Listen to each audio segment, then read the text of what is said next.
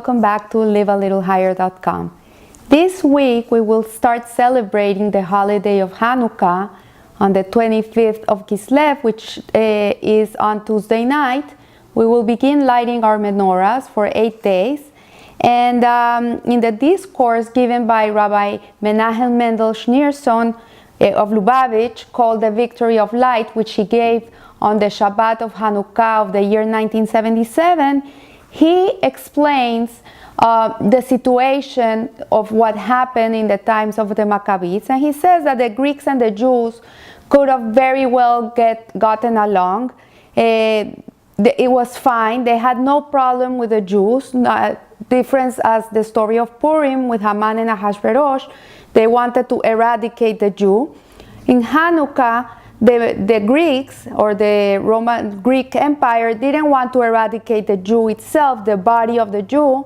They had no problem having Jews in their life. The problem they had was with the ways they lived. And they were fine with it. They had no problem if they learned Torah. They had no problem if they kept mitzvahs. The problem they had with them was that for the Jew, they kept the Torah because this is what Hashem wanted from them. And the Greeks could not understand this concept that a human being would do something just because this is what Hashem wants.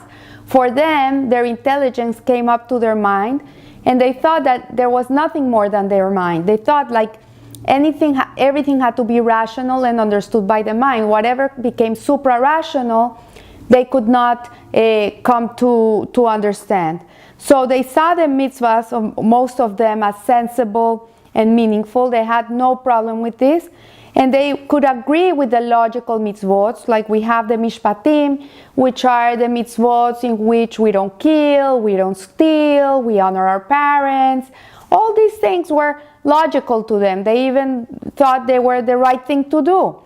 Feed the poor, all these things. They had no problem with this. And they also understood the holidays as something that it was traditional that they kept.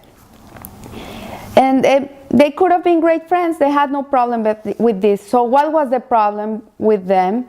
And the problem was that the Jews insisted in keeping the mitzvot and the senseless laws, as the Greeks would see them, like, for example, shatnez, which these are called the hukim, the hok, which are supra-rational laws. And shatnez, for example, is that a person should not wear a garment that is mixed with wood and linen. Why? We don't know, because God says you should not wear a garment that has wool and linen in it. And for them this was senseless. Also the laws of family purity, that a woman had to go to the mikvah and get cleansed, they could not understand this. Circumcision, they could not understand this. So for them, these concepts were anything that went above their heads. For them it was something that threatened their own identity. And that's why they started fighting all these laws. At the beginning, it was slowly. They would allow them to pray, they would allow them to keep the mitzvahs, but they couldn't do this, they couldn't do that, and at the end, they wouldn't allow them to do anything. They weren't even able to pray anymore. And to understand a little bit the context of what was going on in this time in history, the Hellenistic movement was about beauty and about the body, and everything was about the body. If you know history, the Olympic Games come from this time, and this was something very big in Greece. And the Jews slowly but surely began to assimilate into the Greek culture and started adopting all these Hellenistic activities and incorporating them to their lives. And I'm not going to go into this because this is not part of the class, but it's important to understand what was going on at that time. So for us, the Torah is a book that contains divine light, that transcends all we know. We don't keep Torah mitzvot, not even the mishpatim and the dot, which are the holidays, the things that are rational, that can be understood, that can come up. Even a non-religious or civilization would come up with these laws of decency. But for the Jew, we don't keep them because of that. We keep them because this is Hashem's Torah, and we keep Hashem's Torah. We don't kill because Hashem says, you shall not kill. Obviously, it's not something that it's good to do, but we don't do it because it's not good. We do it because this is what Hashem wants from us. So for the Greeks, they could just not accept this because God said so without seeking any rational justification. They needed the rational. So later on, they realized that the Jew keeps the whole Torah, even the rational mishpatim, and the dut, the civil laws and the testimonial laws, because it's God's will. And the Jew goes on a step higher. He transcends this world. He's not in this world, in the finitude of this world. They transcended into the infinite. And ultimately, the Greek couldn't understand the Jew. And to the Greek, there would be nothing higher than his own mind. So the persecutions began, and a war started on holiness. And it was a war about, it was a holy war. It was about killing God. That's what they wanted. So to destroy Judaism, it was a spiritual war. So they went after the oil. And what does the oil mean? What does the oil represent? They went into the holy temple and they desecrated all the jars of oil that were used to light the menorah.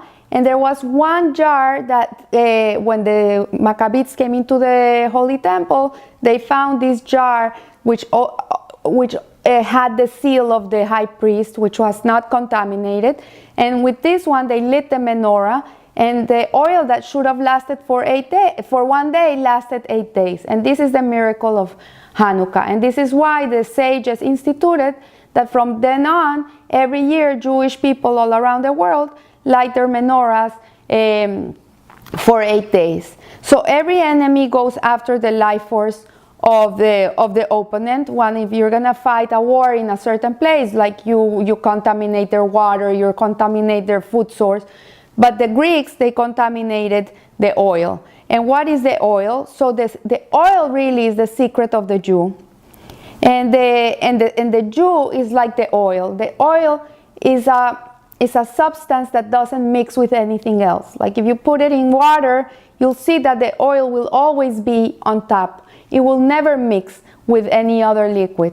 So the Jew, in his essence, is like this. We don't mix. We keep to ourselves. We keep to our mitzvot. We keep to who we are. And we don't mix. So this is why they went after the oil. And sadly, today, nothing has changed. Throughout the ages, the Jewish people have been persecuted and mistreated, and anti-Semitism and Nazi Holocaust, all these things. But in reality, the worst enemy of the Jew is not when they want to kill us physically, is when they want to kill us spiritually. And sometimes our own selves are trying to kill ourselves in a spiritual way. So the Greeks wanted to assimilate the Jew into their culture, which is much worse than to kill a Jew in his physical way. So how do we fight this enemy, which is not only in the outside of the world, it's also inside of us? Because like a Maccabee, we have to be resilient. We have to do self-sacrifice. And this is the only way that we can fight this force.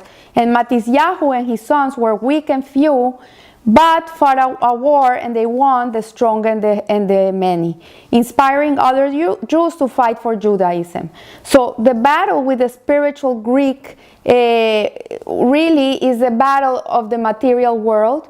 And the material world is not that it's something bad and we have to run away from it, but our job as Jews is to take the material world and elevate it to spirituality.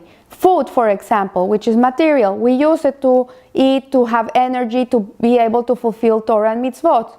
We clothe ourselves. How do we dress? We dress in a proper way, in our Jewish way, in the way that Hashem wants us to dress. We work. Why do we work? Is it only to make money, more money? No, we work so we can have a proper Jewish lifestyle. We can buy kosher food. We can give tzedakah. We can give our kids Jewish education. So when we use the material world for spiritual pursuits, then we are doing what is expected of us. But when we use the material world just for pleasure and self-gratification, this is the antithesis to holiness. This is completely the opposite to holiness, and this is the opposite for what a Jew should be in this world. The way in which we do this is with resilience. We see through the ages that Jewish people have been able to survive because they get up, they clean themselves, and they continue. You see people from the Holocaust that they lost everything and they come out of it and they get married again and they have new families, and you ask them, how did you do this? How were you able to do this? And they say, because this is the way we should live. This is what we should do. We should continue. We cannot give the pleasure to the other people that try to finish us, and give them the pleasure of seeing that we were finished. No, we're not going to give them that pleasure. We'll continue. And we'll continue building families, and we'll continue building synagogues, and we'll continue building Jewish schools, and giving tzedakah, and doing everything that a Jew should do. So the resilience transcends the rational mind, and it gives it strength to give up his life instead of bowing down to a false god. So this is what has saved us in our lifetime, and this comes from a very deep place, from the oil, the essence of a Jew, because that's what the oil is. The oil is the Yehida, that part of the soul of a Jew that is never tainted, that is always connected to Hashem, and that knows who he is. That no matter what happens in this world, that part of us is always pure as the olive oil, or that was not contaminated in the temple. It has a seal. So when we're able to connect to that part of us, and especially in times of persecution, that's when it comes to flourish. When a Jew is attacked, that's the part that he feels the most, is his essence. Then that resilience that he gains is what will allow him to survive. So bring that whole idea of Hanukkah is to bring light into darkness with one course of oil, which is the core of the Jewish soul, the Yehida, which doesn't mix, and with the Yehida is awakened by the enemy, and the enemy cannot compete with us. Even more, it is transformed, the ego is transformed by metamorphosis when it starts yearning to do a mitzvah. So you see it very much in college campuses nowadays, when Jewish secular kids are in these campuses, and suddenly they start attacking them because they're Jewish, and suddenly this part of them starts flourishing out. That part, their Jewish soul, starts coming out, and they become very strong in their identity, and they fight for their values and for their religion. So the menorah during the times of the temple was lit during the day, and it had 7 branches, and it was lit inside of the temple. And this menorah represented the 7 days of the week. It represented the material realm, the world in itself. That's what it represented. And it was there to illuminate the world. Like the light of the menorah came out to the world in a way in which it revealed the presence of Hashem. The Hanukkah menorah, on the other hand, is lit after sundown. It has 8 branches, and we light it for 8 nights, and should be lit outside of the home. Like in the olden days, it was lit outside of the home.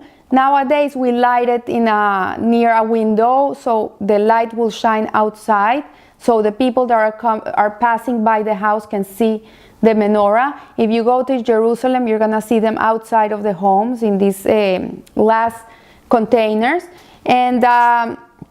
And this one is to reveal, it is to bring light into the darkness of the spiritual exile. So the menorah that we light on Hanukkah, the intention is to bring light to the darkness of the world, accessing the infinite essence. So the number 8 means infinity. It's because the Greeks were fighting against our transcendence and our way to connect to God, and that we do things out of supra-rational in a supra-rational way, and not with an intelligence or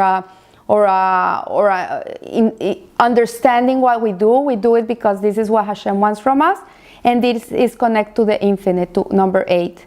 and it transcends. And the limitation of creation is represented in number 7, which is limited to what we have here, what we can see, what we can understand, what we can grasp.